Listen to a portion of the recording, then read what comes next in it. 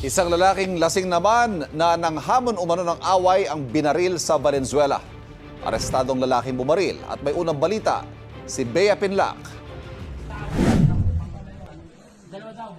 Nakatambay ang grupo ng lalaking yan sa Barangay Malinta, Valenzuela City, Lunes ng gabi. Maya-maya, dumating ang isa pang lalaki na nakainom ayon sa pulisya. Nilapitan niya ang lalaking nakasuot ng dilaw na sando. Siga ako dito. Siga ako dito. Siga ka. Siga ka. Siga ikaw. Siga ka.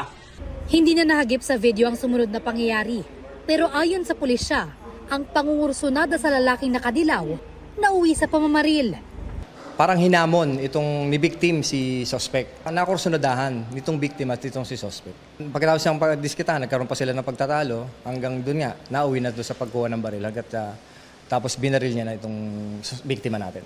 Ang 44 anyos na biktima, nagtamo ng 2 tama ng bala sa dibdib. Isa sa braso at isa sa tiyan.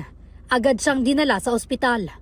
Ang 37 anyos na suspect naman, nakita pa sa CCTV na naglalakad papuntang MacArthur Highway matapos ang pamamaril. Ayon nga doon sa kanyang asawa na itong si suspect ay pagkatapos ng pangyayari ay agad umalis at ang pagkakasabi ay tatakas na papuntang Samar. Nagsagawa ng dragnet operation ng pulisya at makalipas ang ilang oras, naaresto sa Cubao ang suspect sa tulong ng Quezon City Police. Inaaresto namin sa sarang pamamaril. Sinubukan namin kunin ang panig ng suspect na nakapiit sa Valenzuela City Police Station, pero hindi na siya nagbigay ng pahayag. Ayon sa pulisya, Inamin naman itong suspect na siya nga ay may nabaril. Kusa niya rin namang itinuro kung saan niya itinago yung kanyang baril na ginamit. Tinago niya sa loob ng bahay. Sa loob ng bahay nila, hindi lisensyado yung baril. At siya ay hindi rin lisensyado na mag-possess ng baril. base sa records ng pulisya, dati nang nakulong ang suspect dahil sa kasong pagpatay.